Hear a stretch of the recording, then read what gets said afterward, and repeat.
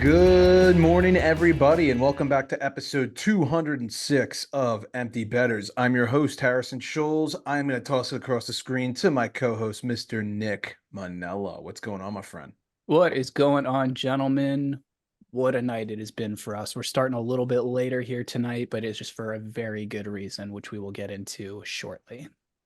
For sure, your Michigan State jersey over there looking pretty spiffy. If you're not watching on YouTube, I would suggest you go do so. A little bit of a later start for us. We usually record these, right when we get home from work. We're going at about 10 p.m. Eastern, fresh off the Caps beating the Wings. I know that will be a large portion of the episode. But before we get to all of that, going to toss it off to my other co-host up in Wisconsin, Mr. Mac Vogel. What's going on? Let's go. I'm fired up, boys. I feel like it's a playoff hockey game, and I'm running on some hot adrenaline and maybe a couple 2 tree beers as well. So let's talk some hacky. Let's go.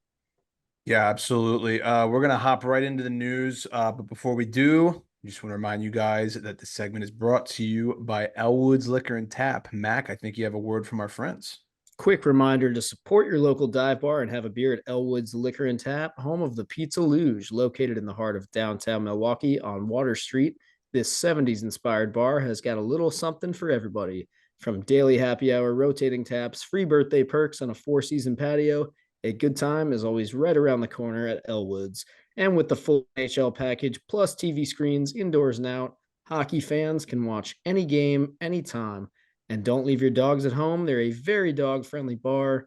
We will see you guys down at Elwood's. All right, let's get into it, huh? That read had some pep in its step. That got me. That's the momentum we need here on these late white night ones, boys. I love it.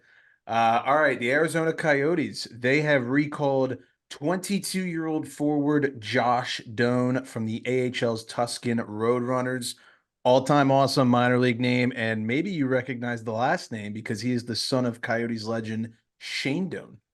Absolutely one of the best major league and minor league team name combos here for the whole Roadrunner Coyote thing. That is just absolutely iconic. But this is just so cool to see. We knew, I think we all started to think that this maybe was going to happen when he was at ASU. Everyone was saying, oh, it'd be amazing, if he was able to, get onto the Yotes at some point. And like 20 minutes ago, I saw the picture of his jersey hanging up in the locker stall, and that's really cool to see, especially because we all grew up watching Shane Doan play for all those years.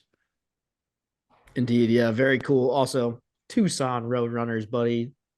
Did I say Tuscan? Yeah. Jesus Christ. I actually knew that. Tucson, I Arizona. know I've you knew fucking that. been there. I know It's you a knew that. 10 p.m. start. That's what we're blaming here, getting the cobwebs out of the brain. But That was the name of my first car, Hyundai Tucson.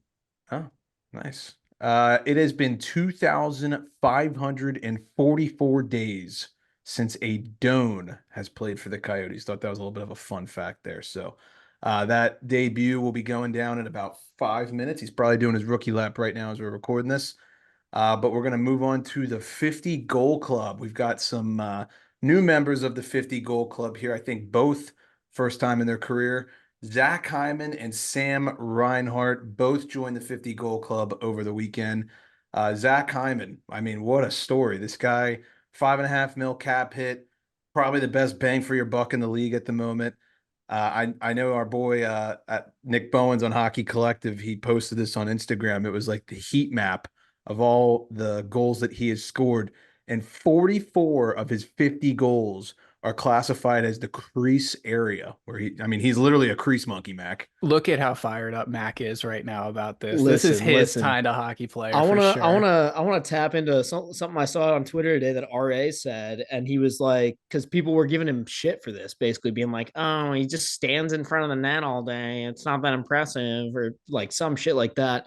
And RA like quote tweeted the heat map and was like, Since when is this something that like takes a notch of like impressiveness off of like a 50 goal? Like I just don't understand what the like flack here is for.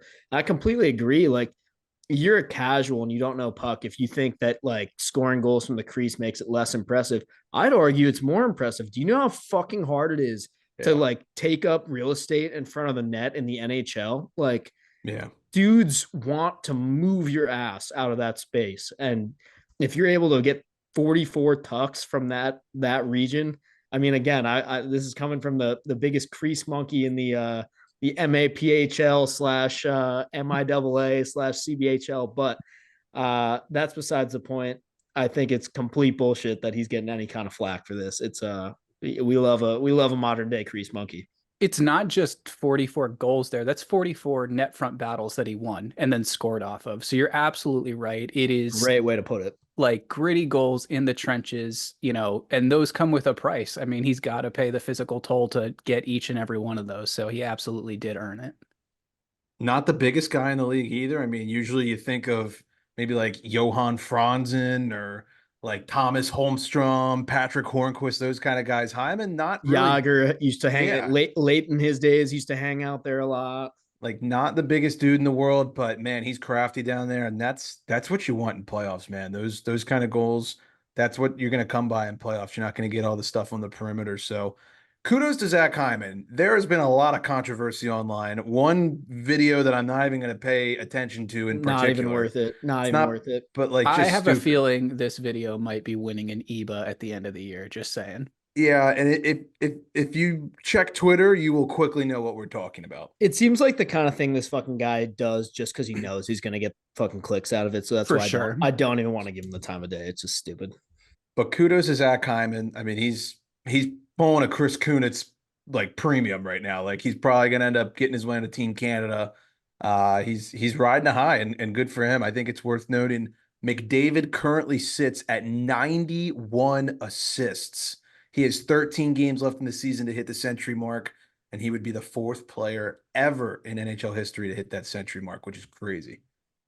So, yeah, if he didn't score a goal all season, he'd still have 100 points. That's just so weird to say out loud, but he is that fucking good. And then Sam Reinhart, he actually scored again as we were recording this. So he's got 51 goals on the season now. His previous career high was 33 with the Panthers in 21-22. He's got 27 power play goals on the season. And I saw that and I was like, what is the all-time record? 34 by Tim Kerr for the Flyers in the 85-86 season.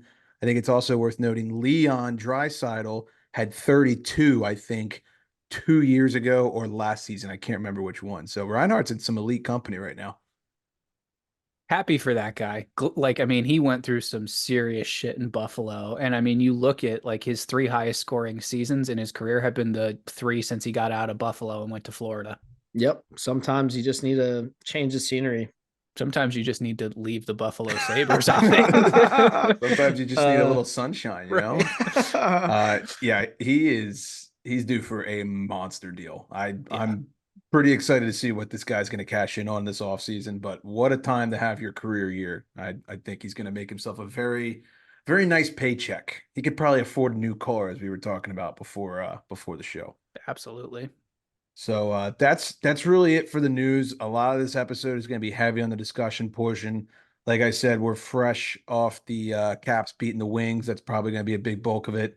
Going to talk some Avs, some Preds, little tweet of the week action, and then we'll get gambling in here. Some little college hockey. We'll get y'all out of here. So we're going to hop into the discussion portion brought to you by Kane Footwear. Nick, I think you have a word from them. That's right, boys. We're getting closer and closer to playoff time, which means that everyone needs to pay a little bit more care and attention to their body. So hit the link in our bio today to get a pair of Kane Revives, the most active recovery shoe you will ever own. They're so comfortable. I can't tell you how helpful they've been in my getting back into hockey. I'm using the shooting pad a lot. Shout out to Hockey Stick Man as well for sending some stuff over. It's been great. You know, after I'm done working out outside, I can go ahead and put on my canes, take all the pressure off my back and knees, and I'll feel like $1,000,000 the next day. So once again, hit the link in our bio to get a pair of the most comfortable shoes you will ever own. All righty. We're going to keep the Caps talk within some structure as we discussed. So let's start off with the Tom Wilson suspension. We'll address that first. He gets suspended for 6 games for high sticking Maple Leafs forward Noah Gregor. Wilson opted to not appeal the suspension. It is the 6th time that Wilson has been suspended since 2017, and his first time being banned 7 games for boarding, or I'm sorry, first time being banned since 2021 when he boarded Boston's Brandon Carlo. So what was your guys' thoughts on the suspension as a whole? I mean, it's just kind of annoying. I can't say it's surprising, just given like what we know about the league and past history of Wilson and all that stuff. But my main point that I want to get across here is even Noah Gregor like came out before the suspension was doled out and said like I really don't think there was any malice here. Yes, he needed to probably be in more control of his stick, which is absolutely true. I mean, if you look at it, it's just kind of a bonehead play. Like I'll be the first to admit that it's kind of stupid. But that being said, like there's no situation where you're trying to do like Noah Gregor said it perfectly. He said, I don't think anybody in the league is really trying to do something like this. It's just an unfortunate situation. And if you watch the clip, you can even see as soon as he does it, Wilson like bear hugs him and he's like, you can tell he's like, oh shit, I totally just like whacked you in the face. And he's trying to like check on him and be like, fuck, like my bad, dude. Again, it doesn't take away, like you still smack some guy in the face with your stick. Does he deserve a suspension? Yes. 6 games? Fuck no, dude. Like, especially you nailed it, Harry. He hasn't been suspended for anything since 2021. I think he's actually done a really good job of like emphasizing his offensive upside in the last couple of years and kind of staying out of a lot of the bullshit. So it's unfortunate. It's bad timing, but that being said, that sussy is already halfway over, and we've been just fine. So fuck it. Mac, that's a great way to put it. I echo everything you said. I was sort of thinking that this was going to be maybe like a 2 to 3 game thing here. I think the 6 thing, we all know why he got 6. I also think it's just an optics thing. I mean, that if you just watch the clip alone, you're like, okay, that looks pretty bad. I think the NHL was saying, in terms of what we define high sticking as, being in control of your hockey stick throughout the course of play, it absolutely wasn't in control. But then again, you guys know how this is when you're constantly turning, it is a full body movement. Your arms are swinging, hips are swinging, your entire body is used to swing your momentum one way. Like you said, I don't think it was intentional, but I think the best way to put it is exactly what you said. This suspension is halfway over, and so far so good. The only other thing I'll add that really annoys me about this is like a year or two from now, when Wilson inevitably has like another questionable hit or another like thing come up where he's like, oh, is he going to get suspended for something? They're going to look back and be like, just remember he was suspended 6 games in 2024 for high sticking someone in the face, and like all this like context is going to be removed and it's just going to be a stat line. It's like, oh, 6 games, he must have like fucking slaughtered somebody, you know what I mean? Like Yeah. it's going to just turn into a stat line on a piece of paper and you're not going to remember all this context. But it just sucks that like it's just going to get chalked up as like, yep, 6 game sussy for high sticking in the face. Like that sounds bad on paper, but whatever. Yes, it if it wasn't Tom Wilson, I think I texted you guys this exact thing. If it wasn't Tom Wilson, you're probably looking at like I would say 3 to 4, 2, maybe, yeah. I don't know. When First I saw time it, I was offender, like I can see 2 or 3, and yeah, I guess I was being naive by thinking that that's what Willie was going to get, but yeah. It's they're gonna use everything against him at this Again, point. yeah, said not surprising, but whatever. right. So regardless, like you guys said, the Caps keep rolling. They're 7-3 in their last 10. They just finished like literally 10 minutes ago the win of the year, the biggest game of the year, like quite literally against the Detroit Red Wings. They took down Winnipeg. They took down an great Carolina Hurricanes team on Saturday night in a wild game. So before we get to the Wings, let me just ask you guys this. Well, let's talk specifically about Carolina that night. I think it was a 6-5 win, if I'm not mistaken, and that was the Sonny Milano hat trick 7-6. game. That 7-6. that might have been the craziest hockey game of the year. Like Yeah. just just bonkers on every level. And it almost made me kind of want to play Carolina in if we can sneak into the playoffs. I think it'd be a hell of a series. Even if we didn't win, I think it'd be a fun one. But yeah, I mean, I don't even know what to say. It's just a roller coaster of a game, but huge, huge to come out of that with 2 points. I think that game, and I know he didn't start the game, but where I have to start with that matchup against the Hurricanes is Charlie Lindgren. I mean, he stopped every shot, and there were 7 of them in the shootout, one-on-one, shut down the best that the Hurricanes had to throw at him, not to mention him standing on his head and preventing probably 4 or 5 more goals going in that third period. I also had a long talk with my dad about that game, and obviously, he's at the game and he's watching it under a microscope. And he made a great point where he basically said coaching won us that hockey game in a number of ways. Number one, the multiple challenges that we won. I mean, that's always your coaching staff, not just, that's not even a head coaching thing. That's more like the video coaches got to be on top of that. So great job there. But like you just said, I mean, it is a tough decision and a tough conversation to have after the second period of a game to tell your starting goalie, I put air quotes on that, Darcy Kemper, that he's coming out of the game and Charlie's going in. That's a tough decision to make, but it was absolutely the right decision. I think if he didn't make that decision, we lose that game probably in regulation. Like, I completely agree. that's just a ballsy call, and he just knew it. He was like, he doesn't have it. He does not have it tonight, and we're not going to win this game with him in net. And that's hats off to Carbs. It's not necessarily a dig at Darcy Kemper, No. who I know has been Caps fans on Twitter's easy target this year. I think it's just more of it speaks more to how Charlie Lindgren is playing right now. And he's also had his, like, Darcy has had his struggles, and that might have been his roughest couple of periods. He really, that goal at the end of the second there is a really, really tough one to give up, goes off his glove or whatever. But yeah, just hats off. I don't know if it was specifically Carberry, but hats off to whatever element of the coaching staff just decided, you know what, we'll talk to him later. We'll get his head straight, but he's got to come out. That won us the game. The best analogy I can make, and Harry, you're going to love this because it's Star Wars related, is that the Washington Capitals goaltending situation is like the Sith. There can only be two, and the apprentice is constantly looking to upseat the master. And it's just an endless cycle of this. That's kind of genius. It's like Varley did it to Theodore, Nuvi did it to Varley, Holtby did it to Nuvi and Vokun, and like it just keeps going and going. Grubauer tried to do it to Holtby. Exactly. And then we got rid of him. Damn it. Yeah, that's hilarious. Vitek did it to Sammy. Sammy did it to himself. It's a thing. It's 100% a thing. I cannot believe, one, that the Capitals won that game in Carolina, and then two, we're going to talk about this shortly, that they just beat the Red Wings. I mean, like you said, Lindgren played great. Sonny Milano, hat-trick game, first career hat-trick. That was awesome to see. But I'm going to give you guys the floor for this guy. Ovechkin's woken up. Like, I was the guy who was like, boys, what are you talking about? Probably a month and a half ago, like, you guys were saying he's playing well, it's just not falling his way. I was like, yeah, well, it's kind of his job to score. And I don't have the stat in front of me, but I mean, I think he's got like 16 goals in his last 23 games or something. I mean, he's on 60 goal pace right now.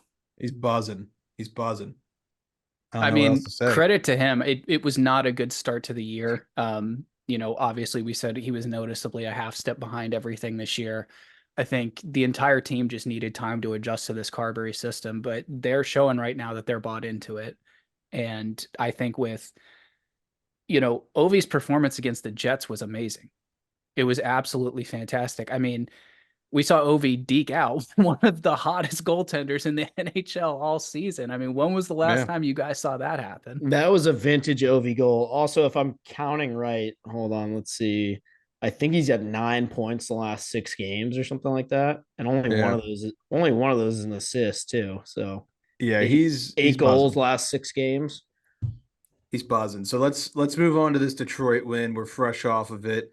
Mr. TJ Kretz, if you're listening, I apologize because we know that you're a big Wings guy, but the Caps, man, I had a gut feeling going into this one. I tweeted out the pick. I felt like the Caps were going to win. You give me Lindgren versus Lyon. I'm going to take Lindgren right now. They win 4-3 in overtime. I'm going to let you guys break down the game, but I just want to note one player in particular that really stood out to me, especially in the overtime. Mr. Hendrix Lapierre is very strong and very fast. There were probably 3 instances where he had Lucas Raymond draped on his back, and he just went from 0 to 60 and blew right by him. And I'm pretty sure on the game-winning goal, he was the reason that they were able to get into the zone. He's deceivingly strong because he's not that big of a guy. And I was telling Nick before we hopped on here, it's like he was kind of giving me a heart attack because you see him in these one-on-one battles, like in your own zone. And you're like, oh, God, he's going to get like knocked over, stripped to the puck, and like, boom, puck in the back of our own net. and he just proves me wrong every time. It's exactly what he said. He just turns on the Jets and he's fucking gone. Like I don't know, what you're supposed to do about that. And I'll be the first to admit, like all season, and last season as well, I was kind of big on like McMichael's the better prospect. I'd be fine like packaging LaPierre and like a deal for somebody better, somebody established, that kind of thing. But I am happy to say I was dead wrong about that. I don't know if I would say who's better, LaPierre or McMichael. Not really. Doesn't really matter, but they're both sick, and LaPierre has been really, really good as of late. I think he's absolutely the steal of that draft. How the Caps got him at like 25th, 6th, 7th, or 8th, whatever it was, I have no idea. Yeah. But Harry, you make a great point. I mean, he's playing with so much confidence right now. You could just see it. I mean, he was working the half wall on the power play in this game, had some great looks, just, you know, and I think going back to Mac, what you and Harry said about his ability to just blow by guys in overtime. For me, it's those first three strides. Like once he puts Yeah. his shoulders past Lucas Raymond and just gets those three really strong strides down, he's gone. I mean, it's like two body lengths of separation. And I Yeah. don't know anyone that's going to make up that distance to make a play on that. I think just looking at what Carberry is doing with the young guys, you look at Lappy, you look at McMichael, you look at Miro.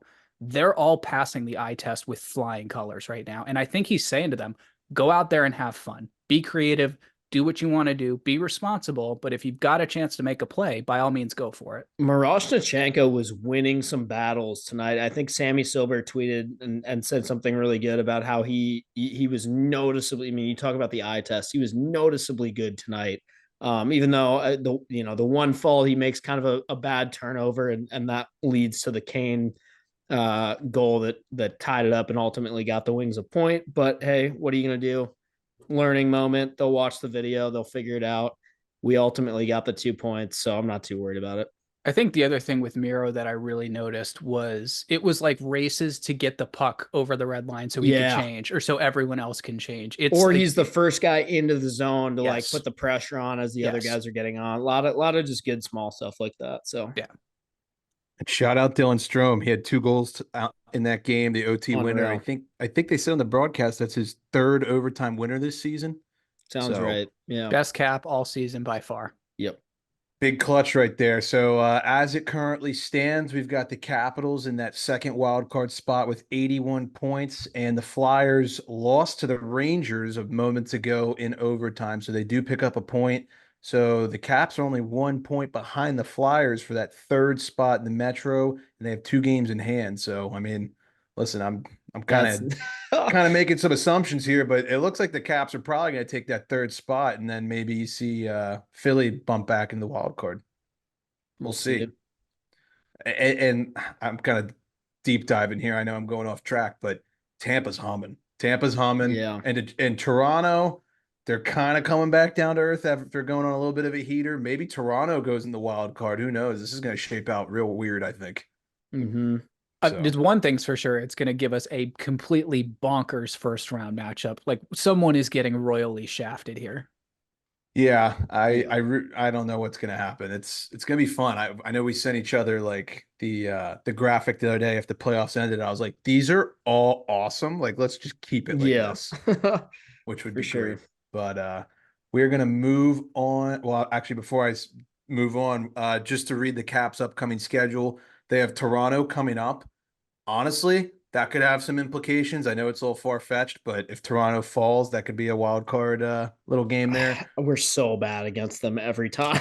They got your On the number. road too. That's a Yeah, we're tough one. so bad against that team. They do have your number. And then they've got Boston at home on Saturday night, and then they're at Buffalo after that. So 3 games before the next recording we have We're should also be terrible in Buffalo historically, so Yep. stay hot. Caps. should what could possibly go wrong, you know? Yeah. All right, we're gonna move on to the Avalanche. I have a lot to say about this team. I just witnessed them come back from a 4-0 deficit against my Pittsburgh Penguins, and it was just a sight to see in that third period. But let's talk about Nathan MacKinnon real quick.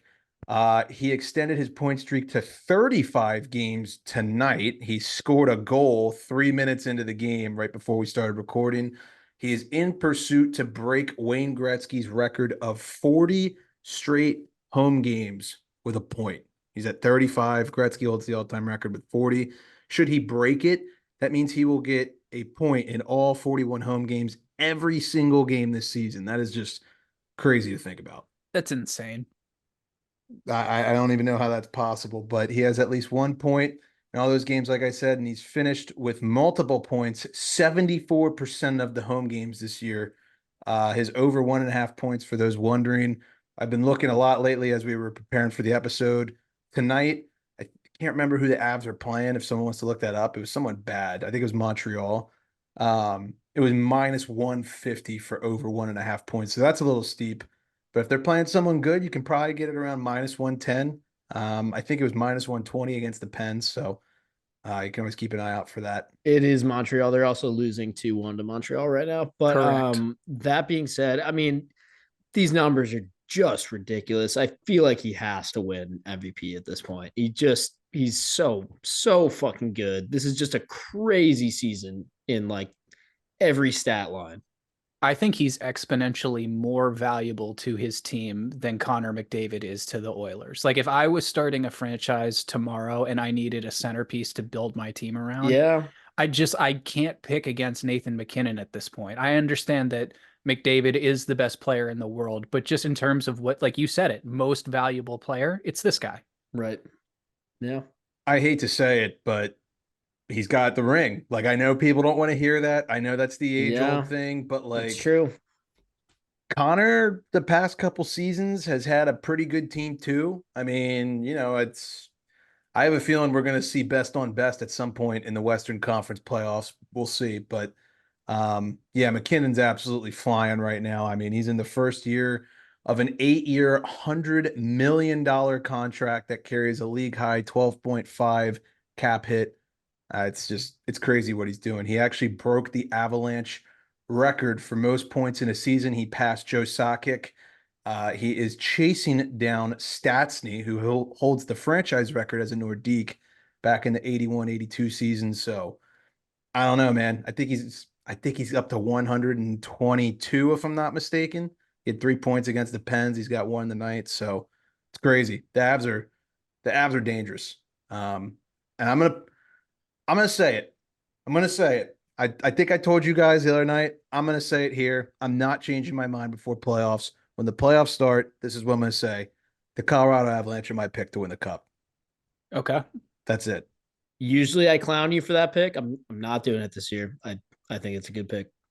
It's my pick. I saw Sunday and I was like, this team, and I know the Penguins suck. I tweeted that. They're not a good team. I knew they were gonna lose. I live bet the Avs. But the way they flipped that switch was just unreal to watch. And they're 10 times faster than any team I've watched on television this year. So I got to go with the Avs. And then I think a side note here, they were talking to Nate post-game, the TNT broadcast on Sunday. And he was talking about Drouin and how he's having a little bit of success and how he took a little bit of a cheaper deal to come to Colorado. And I just think it's worth noting Drouin has 46 points in 68 games this season with the Avs. He's on pace to break his career high of 53 points back in 18-19 with Montreal. Love that. It took him a little bit too. It took him a couple weeks or a month even at the beginning of the season to kind of get off the cold streak there. But I'm happy for this guy. I mean, he's a guy who's really battled through it, and hats off to him. Absolutely. If you haven't, I highly encourage you to go watch their junior highlights together. Jonathan Drouin, Oh yeah. feisty motherfucker. He would throw some Yeah. massive hits and stick up for his teammates all the time in juniors. Yeah, no, the highlights of those two back when they had the all white CCM rocket balls, the RBZs.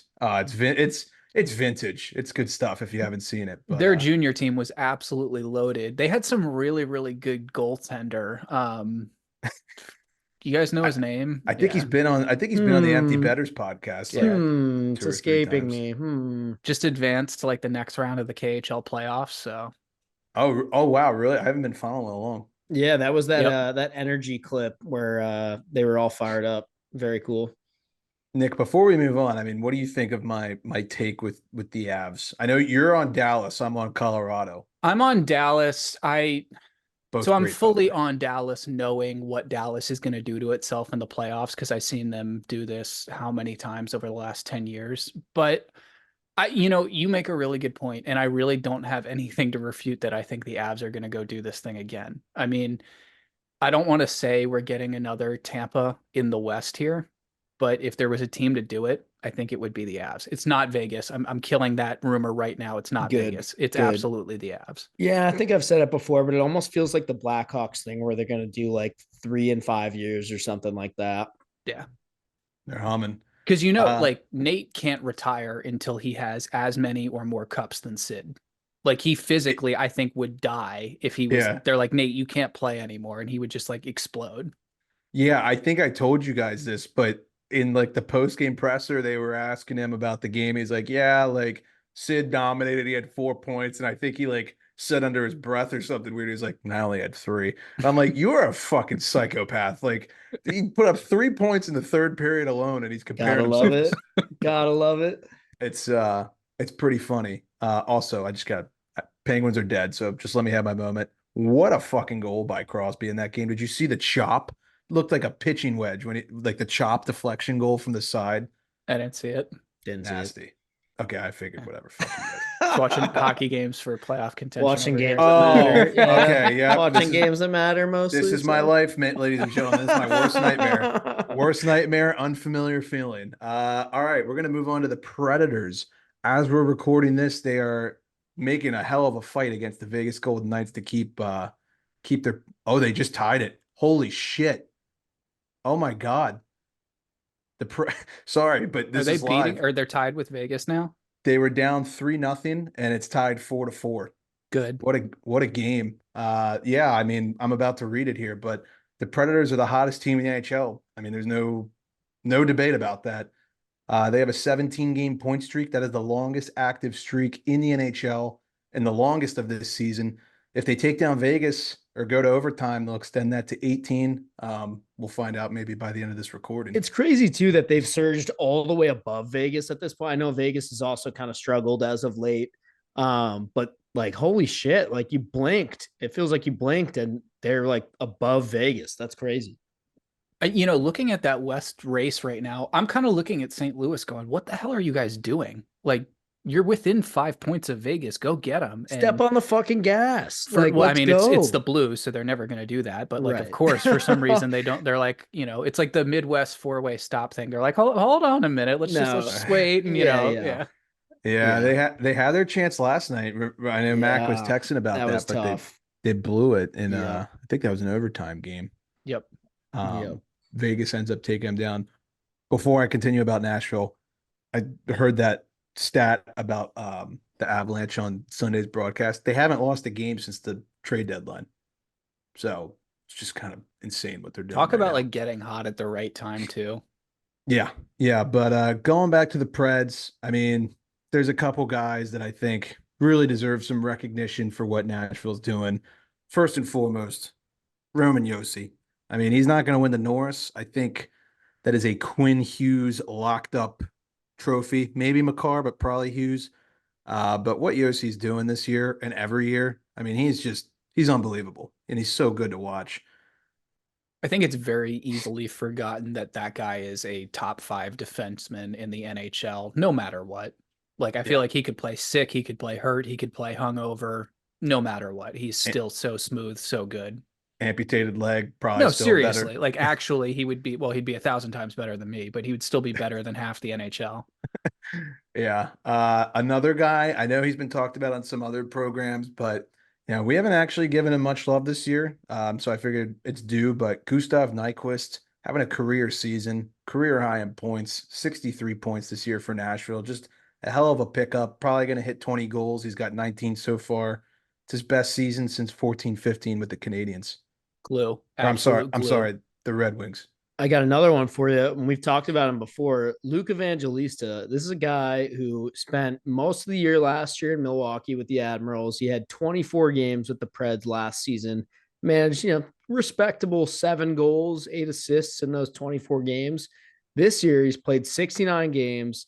He's got 32 points. He's just been a real solid step forward for him and has like cemented himself as a part of this Preds team. So, and that's the future too. I mean, Best hair in the show too, by the way. Yeah. Oh yeah. Oh, it's Yeah. unreal. Gotta mention Forsberg. He's gonna have 40 goals. I mean, it's just crazy. He's so fucking good. I think he's one of the most underrated players in the league. Still, I think because he plays in Nashville, but they're just a scrappy, gritty team. Mac, you mentioned They're fun. Evangelista. Yeah, like Fun team. They're a Novak. team you just like look at if you're like a team who's high up in the West or something. You go, I want no part of that. Solid defense, depth forwards, and a goaltender that could get hot at a moment's notice. Like that's just don't come anywhere near me. Riptide was flying back from Miami today and he had a layover in Nashville and he's a Blues fan. Don't ask me why.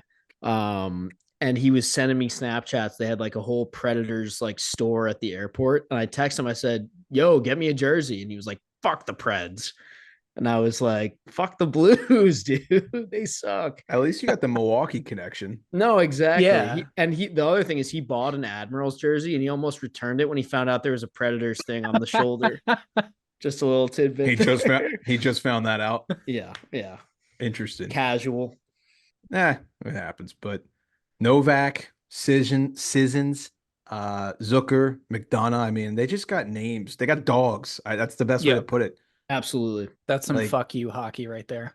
Like that's just like I hate what's the word I'm looking for? Maybe this is politically incorrect, but dog pound hockey. Like they're just scrappy. They're just scrappy dogs. I don't know how else to put it. but- Junkyard dogs on raw meat. Yeah, like that's what I think of when I think of the Predators. It's just dudes who block shots, forecheck, and have like It's no just teeth. like a bunch of dudes shirtless in like a prison compound working out with weights or something.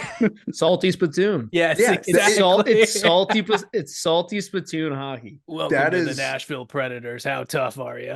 That is so spot on. Holy shit. I've never seen a SpongeBob meme like hit that hard and connect so well. Good Meme job. incoming for sure. All right, that's gonna wrap it up a little bit for discussions. We're gonna talk a little bit about tweet of the week, a little segment every now and then that Nick likes to throw in here. So I'm gonna let him actually read this one off. Absolutely. So we had some controversy surrounding John Tortorella, go figure, and the Philadelphia Flyers lineup over the last couple weeks. So one of Tort's former NHL players, Brandon Dubinsky, who played under him for, I don't know, however many years, because I literally forgot this guy existed, with the Rangers when Torts was there. So this tweet came following Torts' decision to scratch Flyers captain Sean Couturier for a second game. I believe we talked about that a last episode, but he did it again. And so the tweet reads, and I quote, Torts, your tactics are getting old. Instead of scratching and embarrassing your captain and one of your best players, how about try and tell him I'm giving you 20 minutes tomorrow night, no matter what, with power play and penalty kill, and go play free, have fun, and fucking get it done. And then he puts hashtag free Couturier at the end. Boys, what do we think about Duber's take on this? I don't know, man. It's like, yes, I could see that argument. I think I even said something similar last episode where I was like, different guys respond differently to different coaching tactics and such. That being said, Brandon Dubinsky, shut the fuck up. Like nobody needs your take on this. Again, Nick forgot this guy even existed. Irrelevant. Shut up. It was so funny because I think this was in one of our group chats, and my response to this was completely forgot this guy existed. And my last memory of him was when it was on the run up to the Caps Pens Winter Classic, and the Caps had lost like 10 games in a row. And the boiling point, and Mac, I know you know exactly what I'm talking about. The boiling point for Bruce Boudreau's meltdown in the locker room, great speech that finally got this team turned around, was like a 5-0 loss to the Rangers, where Dubinsky and Ovi dropped the gloves and just went at it, I think, with like 5 minutes to go. Come on, for fuck's sake. That one. And the last memory I have of that is just Brandon Dubinsky's face, who is like redder than a freaking tomato, and his hair just like all coiffed over after getting like worked over by Ovi. I never liked Dubinsky, but neither here nor Couldn't there. stand him. Right. Yeah. And maybe you know what? That means he did his job because that's True. That's what he got paid to do. So kudos to him. Just gonna say this. I don't really understand why people might think this is controversial, but he's not one of your best players. That's why he's getting scratched. Just because he wears the C doesn't no, mean it's true. It is a good point. he's been horrible. On Like, like Yeah.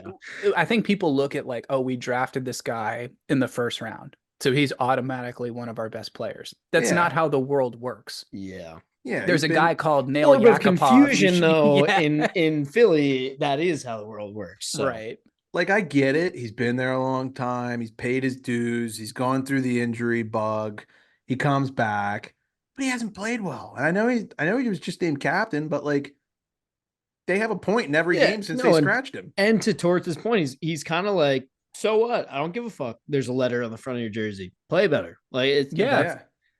he's He making a does it. statement. I So, respect it. I anyway. said that last Fuck it. episode. Like, I think that sends a message. And like I just said, they have a point in every game since he's done it. I think to me, my reaction to this tweet was just like, okay, so this is a former player of Torts. Did he have him in Columbus and New I York? think he did. I think he so. did. Yeah. So I he think so. absolutely just doesn't like Torts then, and was just like, oh, I hate when he does this shit. You know, I and don't fired this off. I don't know. I feel I could be way off on this. I don't think he hates him. I don't know if he likes him. He's kind of one of those guys where like I know he's like talked about it on podcasts and stuff where he's like, no, I respect him. Like he's a good coach, but yeah, I don't know.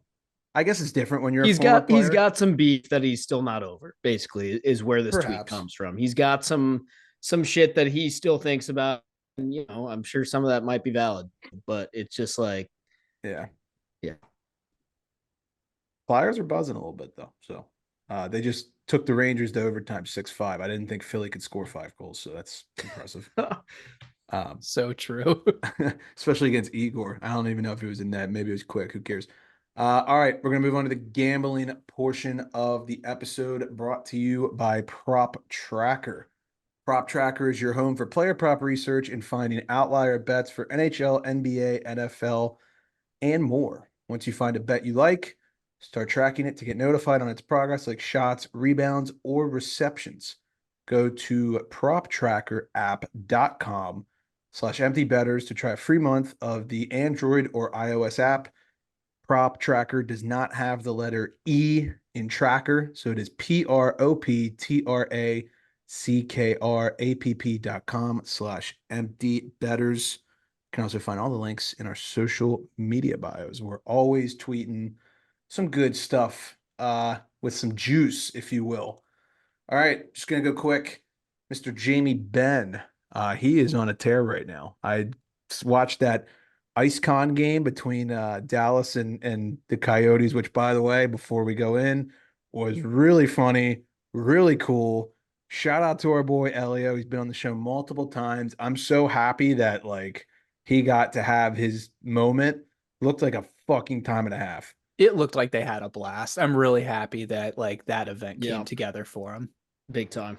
It was pretty cool seeing some of our Twitter friends, like the little NHL gambling community. You know, we all kind of know each other some way, shape, or form, and they're all getting pictures with our boy Portnoy, who loves us, as you all know, right? And Elio, and they're on stuff. TV and stuff too. It was awesome. It was cool. It was cool. So shout out to him. But Jamie Benn, points in 9 of his last 10 and goals in 4 straight. They're taking on the Sharks in about, the puck drop was 10 minutes ago. He was only -120 to get a point against the worst team in the NHL, arguably. So definitely some good value there. He's buzzing with Mr. Wyatt Johnson. Nick Bukestad, points in 7 of his last 10, and he's actually plus money just to register a point tonight as they were playing in Little Doan's debut. He was plus 115 to get a point.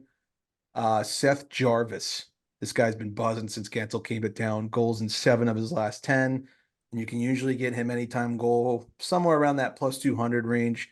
I know they just lost to the Pens. I don't even know how that's possible tonight, but I think he's at plus 210 to get a goal. Preds just won an OT, by the way. Let's go. The streak that is an impressive win. Down That's 3-0 massive. to the defending cup champs. Come Was all that the at way home? back. Yeah. Yeah, home the game. building is like shaking. Oh my god. Bridgestone is such a good playoff venue. Literally, the camera is like shaking, trying to film the celebration. I have a little PTSD of Bridgestone because some stuff went down there, but also good memories. And then last prop, Matthias Ekholm. You would never think to make a bet on this guy, but over 1.5 shots on goal, 10-0 in its last 10. So you definitely want to look at that. We also had some Twitter friends asking about like best over teams and whatnot. I know we sent them the link to try a free month of our partnership with Prop Tracker, but Ottawa, Colorado, New Jersey, Detroit, Toronto. Those are your 5 best teams for the over this season. And I think Nick has a word about some of the college hockey championship odds coming up here. That's right, boys. It is time. Let's go ahead and real quick run through these national ship odds. So, of course, number one, we've got to talk about BC. They are plus 300 to win the national championship. I don't typically root for this team. Mac and I have a little bit of a side interest going on here where we're really hoping that if they do put a boat on the water, that a certain player of theirs makes the Washington Capitals out of camp next year and we see Ryan Leonard in red. So that would be awesome. So BC comes in at the top, plus 300. Right behind them, BU plus 550. Denver, who's had an unreal back half to their season, at a plus 700. Check out Zeev Buium. He is absolutely incredible to watch on that team. They are loaded. I would put them in one of my 3 teams to just go out and flat out win this thing and smoke everyone. They're absolutely that good this year. Behind them is Minnesota. You can never count them out. Once they make it to the tournament, they're plus 900. North Dakota at plus 950. Sparty comes in at plus 1,000. My value pick is going to be Omaha. You can never count this program out. They were frisky in the NCHC tournament, which I told you guys North Dakota was going to lose in, and they did. Omaha comes in at plus 3,100. Go ahead and just go put $10 on that. Come on. What are you doing? And guess what their mascot is? The Mavericks. I love it. There we go. You're making a lot of sense. So out of those teams, if I put a gun to your head, Mr. Manella, what's your pick? Michigan green, State. Baby. Go green. Let's put a boat on the water. That jersey's clean, though. I can't lie. BC's going to win it. They're so good. I think any team is going to have a hard time getting through BC, BU, or Denver. Yep. Yeah. And then I think you have some time slots for Frozen 4, if I'm not mistaken, or no? Yep, tournament's coming up, so we're going to get it kicked off here on Thursday. The Springfield contingent goes. We have 2 p.m. We've got UMass in Denver, 5:30 Cornell in Maine, and then 5 p.m. RIT and BU, 8:30 Omaha in Minnesota. Friday in Providence, we have Michigan Tech against BC at 2. At 5:30, we've got Quinnipiac in Wisconsin, which should be amazing with the defending champs. And then in Maryland Heights, Missouri, which is insanely confusing for us. I almost came out of my seat when I read that name. 5 p.m. Western Michigan Broncos versus your Michigan State Spartans. That's going to be an amazing game. Very tough draw for Sparty. That is a very good Western Michigan team. They can hang with anyone. And then at 8:30, I think the matchup that everyone has circled from the first round on Friday, Michigan versus North Dakota. Yeah, and that, boys, is going to be played in an arena that holds 2,500 people. What do we think about that?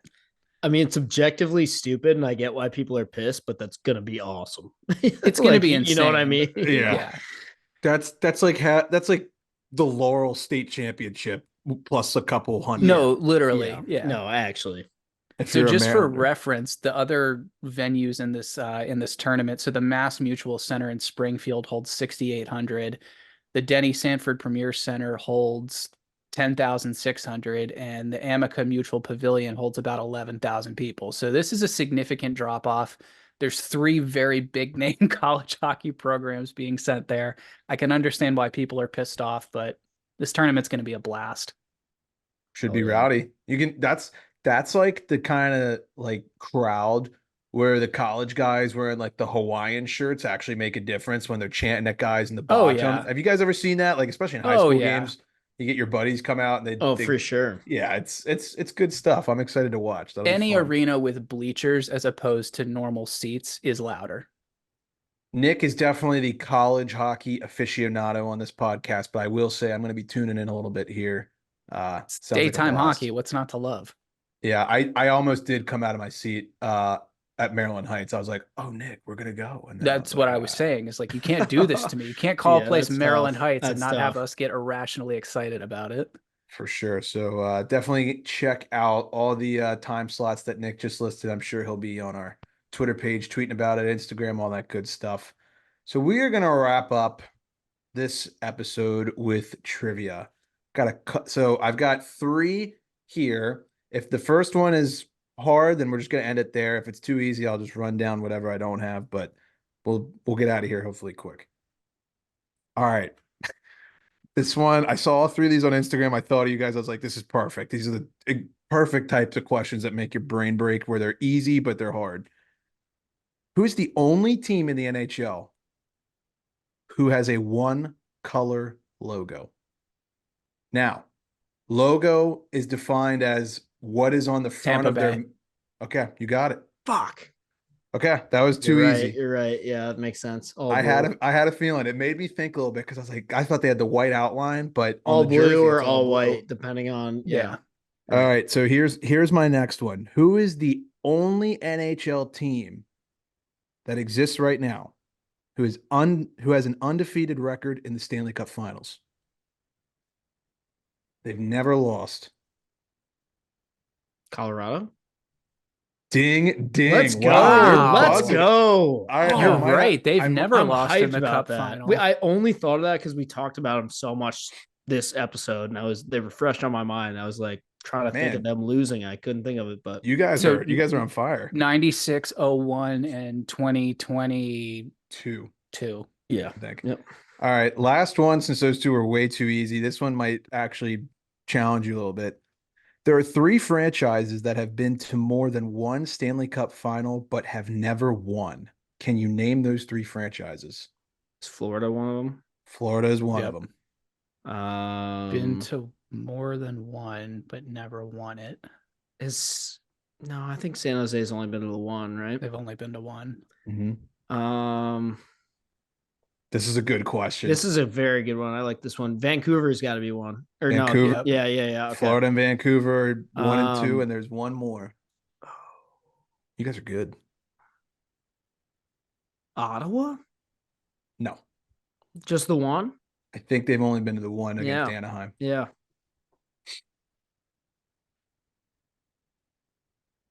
This one's tricky.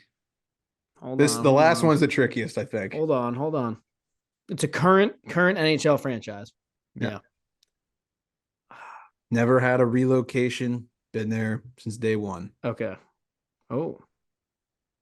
Well, not day 1 of the NHL, but Okay. since Okay. their- Right. since Okay. their I was inception. gonna say, wait a minute. Yeah. No. All right.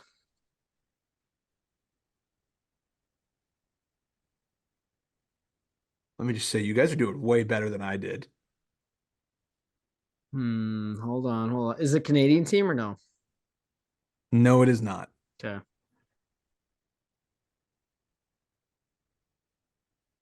Actually, yeah, it could be. Buffalo. Ding, ding, ding. Damn it. There Yeah. you go. Yeah, you're wow. right. So there was You're the right. one, the infamous Mike Damn. Modano, Brett Hull foot in the crease goal against Yeah. Dallas. And then there had to be one in the 70s, right?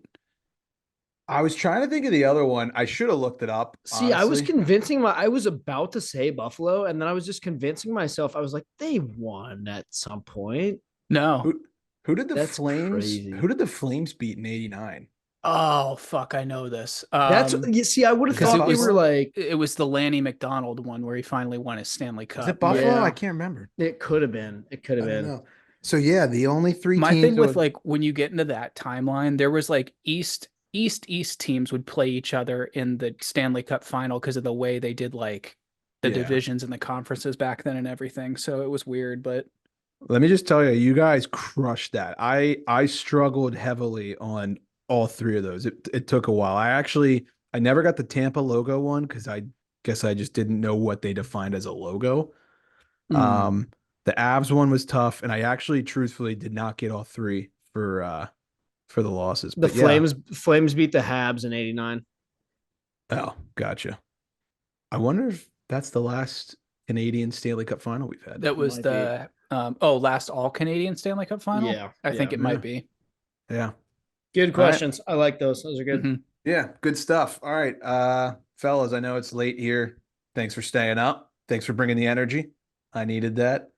Any final notes before we get out of here? Go green, baby. Let's put a boat on the water. I love it. Congratulations Caps to are making Mac. the playoffs. Congratulations to Mac for winning the Empty Indeed, I put a Betters. boat on Yeah, the water for he the first did. time. I'm commissioner every year. Commissioner's got to win at some point. So, yeah, Collusion. But yeah, pay no, up, I'm pay kidding. up, everybody, pay up. No, honestly, I think that's the first time since doing the show and the hockey league simultaneously that someone on the pod has won it. Last You're thing I'll welcome. say, I want to give a shout out to my good buddy. Or Mr. were we Mike. doing it when I won it? I forget. Oh well. Shout out to Mac. I want to give a shout out to my good buddy, Mr. Mike Zito. Just got married this weekend. Was a hell of a fun time at the wedding. Caps just won. Figured I'd bring your vibes up even further. So was a good time. All right, Yep. everybody. We appreciate the love and support as always. Without further ado. Class dismissed.